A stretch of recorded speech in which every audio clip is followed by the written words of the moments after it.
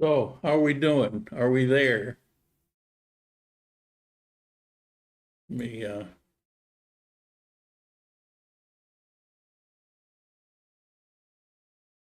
this is more to do with verifying what I suspected.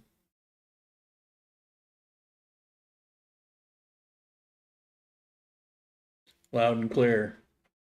Yep, it's YouTube. It's YouTube for sure. And I think it's the Ecuador uh, video.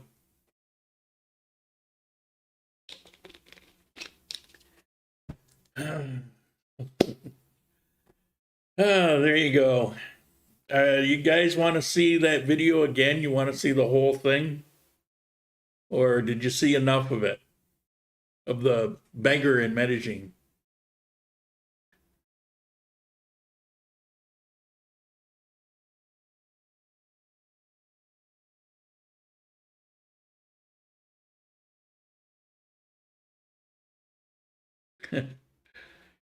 Yeah, yeah.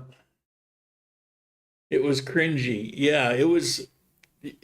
Yeah, something was kind of bizarre. The way he was talking, he was so frazzled. He acted like he was high or something. I don't know. And he was working, but then he got stranded. But he was working as a writer for Amazon. Then you didn't have to be in Medellin for that. I mean, the whole thing was kind of bizarre. Um, it seemed more like a party that gone wrong or something. But I mean, I don't know. Um, Play the audio from your cell phone. Huh? I don't follow you. The audio from my cell phone? You can hear me, right? When I was showing you on my cell phone was on my control panel. I can read the what I'm putting out. I can read the bit rate, but it's all encapsulated in red, yellow, or green. And so what I was trying to show you was the green light. I was putting out full strength, no problems, everything was great. It was YouTube that had throttled me back. They had shut down my bit rate so low that it was freezing up. And they do that. That's a tactic that they do. If you're doing a live broadcast and they decide that you're doing something, it happened to me before. I did one that was during COVID, and it was something that it didn't violate any rules. But what they'll do is if they think that you might or you're close to it, then they basically shut down your bandwidth. And so I never lost my signal to YouTube, but I could see it. I never lost it, but it was throttled down so low that it just would be herky jerky and freezing. And so I figured, well, if I take the same stream that I have on my computer and just put it to a new YouTube, if that's the case, then it'll come back fine, which is what it did. That's why I came back. I didn't know if it made a lot of sense to come back because I was kind of at the end of the day. And a lot of people were logging off because there was no signal. So I figured I'd come back anyway. Well, anyway, that's a video that came out a few days ago in Medellin of this guy, and he's begging Colombians for food, and he was hinting around about he needs a place to stay, and it's pretty pathetic. I mean, when you get a visa, you basically have to say that you're self-sufficient. I mean, how is he begging? So something wasn't right. I can only follow you on my cell phone, not on my laptop. Well, right now, everything should be fine because I've opened a new channel on YouTube and I'm looking at it. It says excellent connection. So, it should work wherever. It was hard to understand what the video was all about. Basically, he was just begging, and he was going back. His Spanish was pretty bad, but what he said was he got stranded in Medellin, and he was really hungry. He hadn't eaten in a couple days, and that he didn't have any place to stay, and it was just a terrible situation. And he's begging for food, and but he was so, I don't know, so amped up, so frazzled, so it was ridiculous. I think there's more to it, but the idea that, well, people say, well, it's the Colombians that go up and beg. Well, people, it's not just the Colombians, it's anybody who, feels like you're in that kind of situation, I guess. So anyway, some of you hardcore came back. If you have any, let's do this. It's Q&A time. It's time to start asking your questions. Remember, 4 question marks first, then ask the question.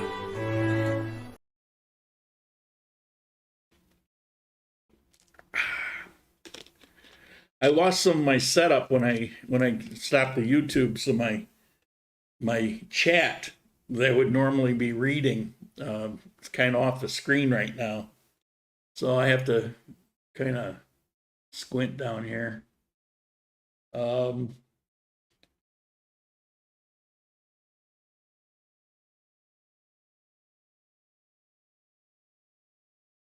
Instead of playing the Ecuador video on YouTube, you can just play the audio using your cell phone. Well,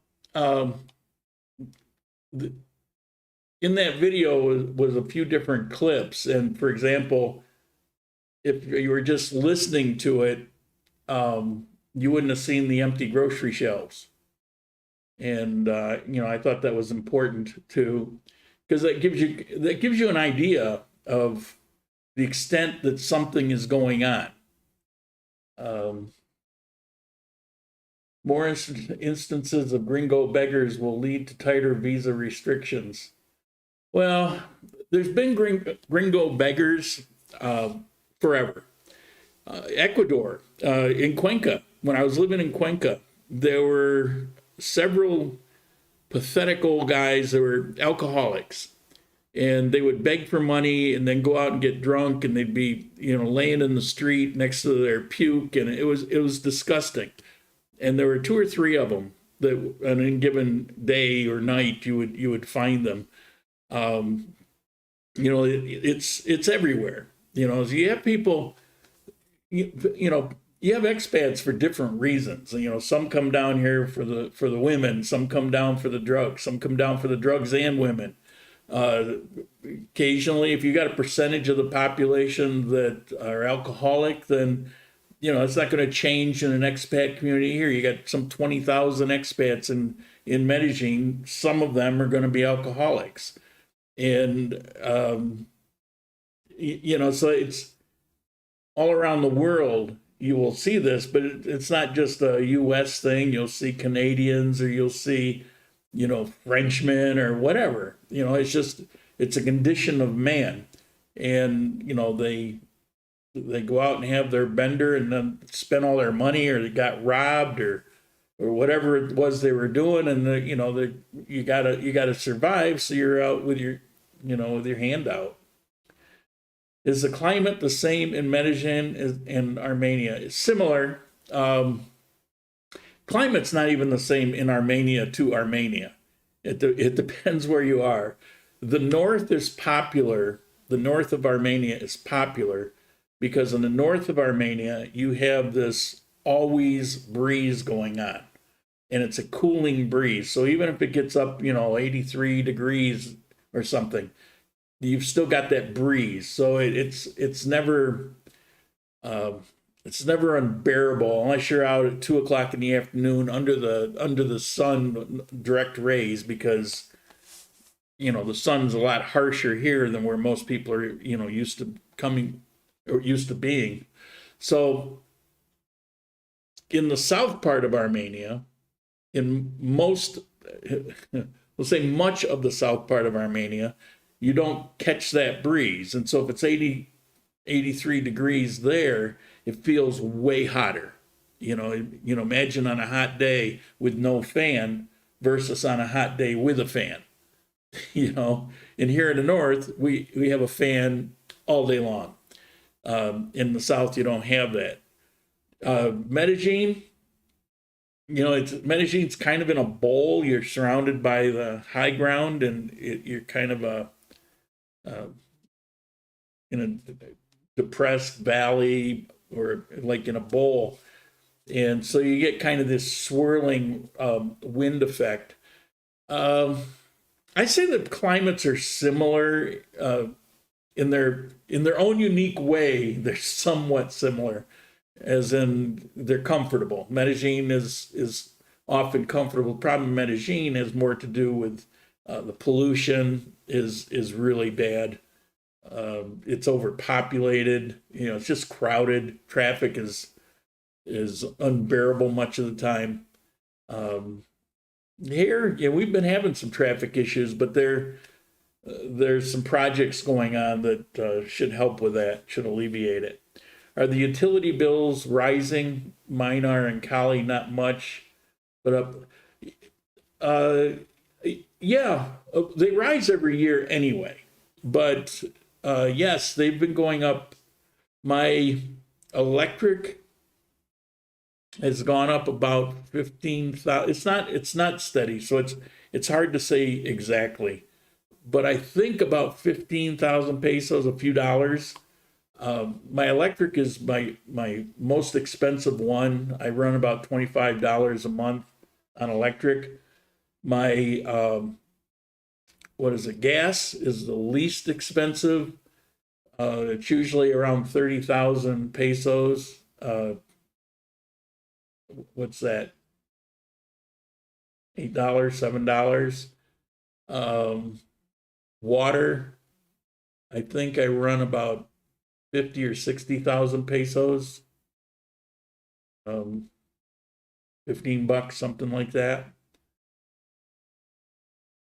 And my internet is 80,000 pesos for 300 broadband. Fiber optic. I can get those words out. It's 300 speed fiber optic. I find it does seem they creep up, but since I moved to Colombia 4 years ago, every year it creeps up a little bit. So I don't know. It's not to the point where it bothers me at all. Message retracted. All right, what'd you say? Did you see the Pride Parade in Armenia yesterday? No. Probably all 15 people, but no. Well, actually, I whenever you have a parade going on, you're going to have a lot of people just join in. That Calarca video that I showed earlier, a lot of that were planned parade, but towards the end, you just saw these random people. It's because people do that when there's a parade, or if there's a protest or whatever, you have a group of people just kind of join in. Let's see where this is going. Do you think you'll stay in Colombia? I know I'm going to stay here. I have no intention of moving. I have no intention of... The only place that I may go is, and I've been saying this for a couple years, is I would like to return for maybe 2 weeks to Ecuador to visit some old friends. And I would like to try to do it around Christmas. Cuenca has some of the most amazing Christmas mood, atmosphere, celebration of anywhere I know. All of Ecuador is not like that. Cuenca in particular, I've done a few videos on Christmas in Ecuador and Cuenca, and it's pretty fantastic. So I think it'd be a great time to go back and visit some old friends and see the Christmas. Maybe take a friend from here and, check it out. But plus I need to go back. I have permanent residency, but if I'm absent for more than 5 years, I lose it. So every 5 years I need to cross the border. And you never know. I spent a couple $1,000s and like 9 months of aggravation. So I don't want to just throw it away. So I want to make a point to cross the border at least. So I have sort of a plan. The priority is way down there. I have sort of a plan to do that. But I don't have a plan to travel anywhere except within Colombia, pretty much for videos. There's only a few places that I haven't been, and I'll probably hit those up for videos. While living in Colombia, do you travel the country very often? Since COVID, not so much, or since part of COVID, not so much. Prior to COVID, it was constant. I have something potentially that I've been working on for a while, but I can't really announce it yet. But there will be a change in the channel that will include more travel, I suspect. I did have some health issues recently that I needed to kind of get by, some other things. So every life has its issues to solve, and various times there might be a little turmoil or whatever. And my life is good. Don't misunderstand. I'm not dying, and I don't have any major problems. But I have to kind of position things correctly, and part of my goal is so I can get back out and start travel. I would like to hit up a new area maybe once a month. I'm dying to go to Salamina, particularly as I've been reading history. I did that video on Pueblo Tapao, and reading the history on that reminded me about the settlers that went from Salamina to Manizales, and then people from Salamina, a lot of the places here in Quindío were founded by people from there. I want to go and see what was going on with this town that caused so many people to kind of move. I mean, where did those people come from originally? And I'm just very curious. It's like a puzzle to me. And so I want to go visit the place. You can only find out so much on the internet. Sometimes you have to go and talk to people, get some, my great-great-great-grandfather passed down in our family the story of XYZ. And you only get that if you actually go there. So I'm anxious to do that. What part of Colombia did you like the most? I'm living in it. I don't like much of Colombia. Not that it isn't beautiful, not that it doesn't have good things going for it, but upstate New York is gorgeous, one of the most gorgeous places on earth. But the Coffee Triangle, which is actually 4 cities, it's depending on what you read, going back years ago, it was also called the Golden Triangle. And I think they got away from that because it had the connotations of drug, which isn't the issue here. But I think it's the most amazing place in Colombia. And I've been north and south and east and west all over Colombia. I haven't been to the Amazon. I have no intention of going to the Amazon. I hate mosquitoes. I have zero desire to go to the Amazon. Have you heard about the people leaving Colombia due to Petro's victory? I heard it reminded me of the Trump election, when you had these people saying, well, if he wins, I'm moving to Canada. If he wins, I'm going to Switzerland. And, and after Trump wins and a couple years down the road, the people are still in the United States. there were people here that on Facebook, and which I don't study a lot. Usually I just kind of scan some of them before I do these videos to see if there's anything interesting. But you had people saying that, but when it really came down to it, I don't know that they're leaving.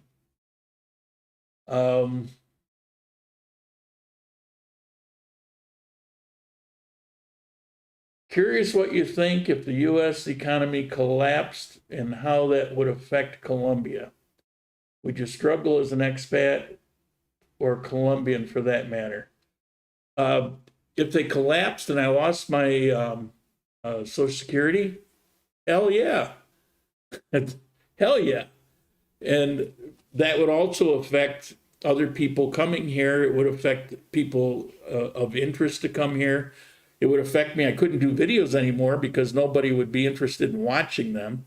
And I can't afford to do the videos just for doing them. It takes money, and the money comes from you guys. And if you guys aren't watching, there won't be money. Therefore, there's no videos. Plus if I don't have an income, then what the hell? What am I going to do? Then I'll be that beggar in Medellin, right? It's hard to believe, but if that occurred, well, the economy in the United States is headlong towards a crash. We know that. But that doesn't mean the Social Security will be gone. It doesn't mean that the basic function of the government will end. What it'll mean is there'll just be a financial devastation. Savings will be wiped out. There'll be all kinds of problems. But a lot of things won't end. So, I don't know. Yeah, who knows what the future is? And if that happens, it doesn't matter if I'm living in the U.S. or here. It's just going to be a nightmare.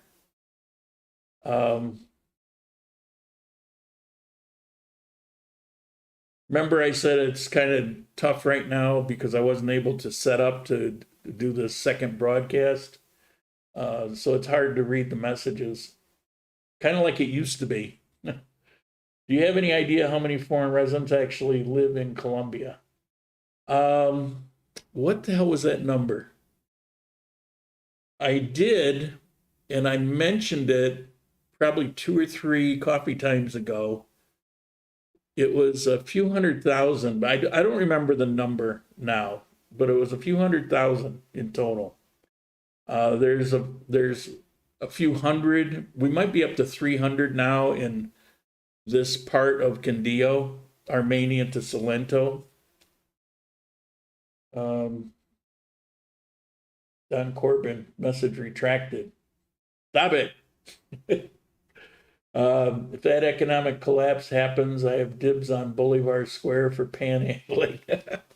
Yeah, well, yeah. It's occurred to me. I just, like I said, if something like that happens, pretty much doesn't matter where I am.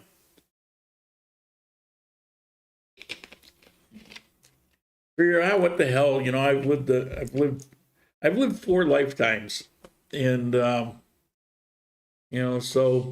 if that's the end, that's the end. What are you going to do about it?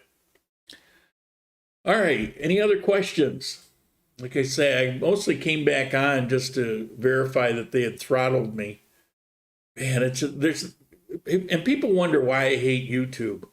They have the best platform. They have the best software. They have all kinds of features. Most of them I can't participate in anymore because when they demonetized me, they shut down a lot of things. And I spent a couple years designing things for it. Well, now I got that back up as Odyssey, but I try to stay on YouTube because you guys are on YouTube. But then I run into these kind of things. That wasn't an accident. It wasn't an accident. I can read the information here. I used to not be sure, but I've set things up to where I can see what they're doing and I can see what I'm doing. I've actually got a screen that reads what my signal with YouTube is. And right now it's excellent. Its stream is healthy. I'm having no issues. and before it was it went to poor, it stayed there. If it wasn't them throttling, what would have happened is it would have dropped off, it would have buffered, but it would have kept trying to come back. It wasn't coming back because it was cut down to a steady bandwidth. It wasn't varying. That's man-made. All right, last call for questions, and we'll end it here. I want to thank you guys, Yuka, as always. I really appreciate the contribution, and guess that's it for today. I hope you enjoyed the heavy news day, and I'll see you next week. Maybe I'll have an announcement for next week. Ciao.